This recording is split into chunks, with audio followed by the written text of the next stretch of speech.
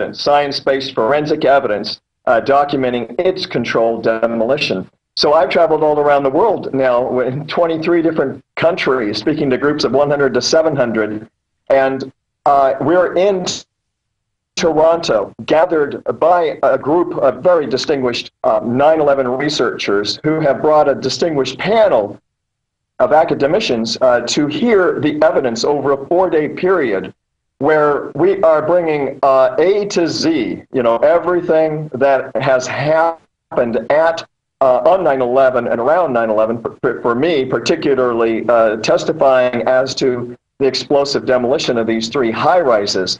This will be available in documented form, written and in film, and this will be presented to the governments of Canada and the United States.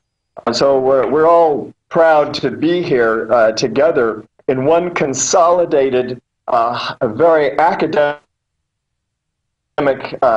atmosphere, presenting this information. So I'm looking forward to making sure that you get the DVD, Alex. And we have put out a new film also called 9/11 Experts Speak Out, and 9/11 Explosive Evidence Experts Speak Out. So AE 9/11 Truth has assembled 43 of our top petition signers, experts in their field we're talking about high-rise architects, metallurgists, chemists, physicists, structural engineers, assembled technical and building professionals, tops in their field, for a new film that we have put together that lays out these elements, not from Richard Gage in seeming isolation, but really top people, and it's extraordinary. We had our premiere the other night here in Toronto, and it went very well. And this is the pre-release edition, so I encourage people to take a look at it, give us feedback for our final edition at ae911truth.org.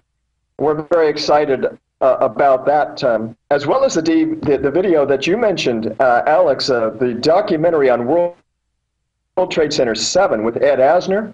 It has reached 270,000 views in just 3 or 4 weeks. We're very excited about that as well, because it presents the evidence for World Trade Center 7 as much as you can fit in a very melodramatic way. In other words, attention-getting in just 15 minutes.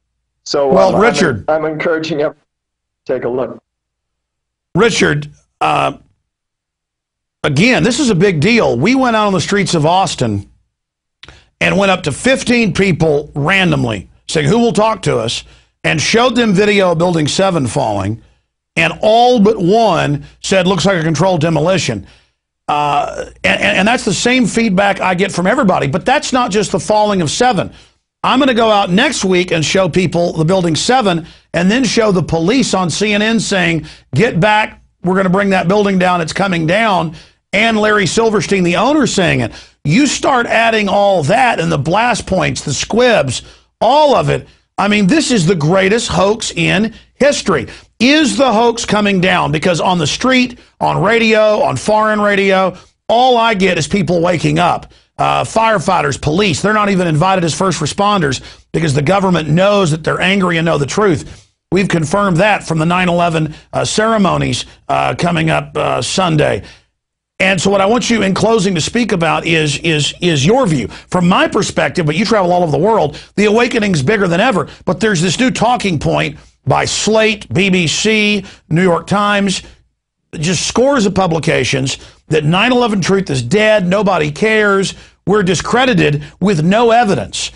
So they're basically trying to sell this hoax idea, kind of like the idea that Ron Paul can't win when he's winning all the big polls, that, oh, you guys have been discredited, when the opposite is happening. Yeah, that's my experience as well, Alex. It can be a little disheartening to hear those comments. It's like watching a swimming pool fill up. The level, in the 5 years, there's been a lot of rise in the level of responsiveness in the street to the activists, and I'm out there with them in the street fairly often. And the it's 5 years ago, it was, you get the middle finger and so forth, and conspiracy theorists. Now, largely, most people are fairly receptive. It is extraordinary. So we're gauging the level of unconscious, and it is not dead whatsoever. We're very excited about what's happening here. The level of support that we have in our organization in order to make a film like the one we're talking about and produce it and get it out there, it takes a lot of support, and we're getting that support. So there's no loss here. There's only gain. We're brought all around the world. Today, this week in Toronto, we're going to New York. Next week, we have a debate with the physicist Dave Thomas and Dr. Mueller from UC Berkeley. This is going to be broadcast on every Pacifica station across the country. Well, there's 5 of them, but then 100 affiliates as well on September 11th, 7 p.m. Eastern Time. And during that, believe it or not, our premiere of this new movie, 9/11 Explosive Evidence, Expert Speak Out, is playing in New York at Old Souls Church in New York on September 11th at 7 p.m. And then we also have the Liberty Fest, which is an extraordinary We Are Change New York event that has already pre-sold 400 tickets. So I'll be speaking there. So just another example of the fact that you're constantly touring around the country and the world, getting a huge response. And again, as a syndicated radio host, I can tell you 9/11 Truth is only growing faster. Overall liberty is only intensifying. Now, getting into some of the issues here in closing, Richard, obviously there's the Building What campaign in New York that's exposing Building 7. That's getting huge attention. Do you agree that out of all the smoking guns, the biggest one is Building 7? Yeah. You know why, Alex? Because a child can look at that building and know that it's being blown up. You can tell that child, do you know our government told us that a few small fires, well, they call them big, brought this building down? And nobody believes that. When people understand that we've been lied to and manipulated by NIST, it took them 7 years to ultimately come out with this set of lies, while acknowledging that the building fell as fast as a bowling ball falling off the side of it, straight down, uniformly, almost into its own footprint, free fall acceleration for a third of its 6-second fall. This is absolutely extraordinary, and so it's a hands-down win. I mean, my job is easy, and I know you have similar sets of experiences with the range of issues that you expose. It's not difficult to tell the truth. They've got the hard job. They've got the uphill climb. We are coasting on the truth, and I am so glad to be alongside you in this info war. Well, Richard, God bless you and your hard work. In closing, I would just throw a story at you. I talked to a firefighter student who's going to firefighting school, and they told him there's been changes to the manuals now.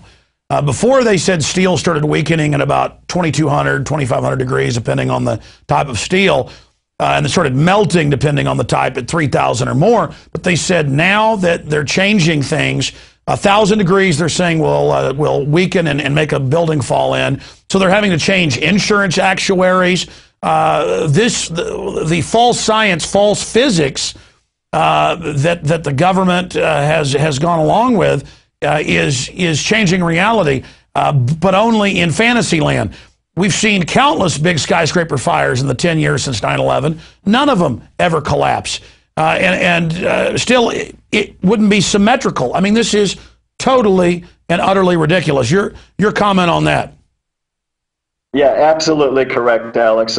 We had not lost one skyscraper from much hotter, much larger, and longer-lasting fires. And yet NIST didn't even examine the only other possibility for how these buildings were destroyed, and that is have been destroyed. It should have been the first, if not the only, hypothesis they looked at, but they didn't even examine it. It is a complete cover-up. Nor did they examine or acknowledge the pools of molten iron seen by the first responders, the structural engineers, the iron workers in the basements of the Twin Towers and the debris pile of Building 7, Or these iron-rich microspheres, molten iron microspheres found in all the World Trade Center dust samples by the USGS, not by conspiracy theorists. This is documented by the USGS, as is by...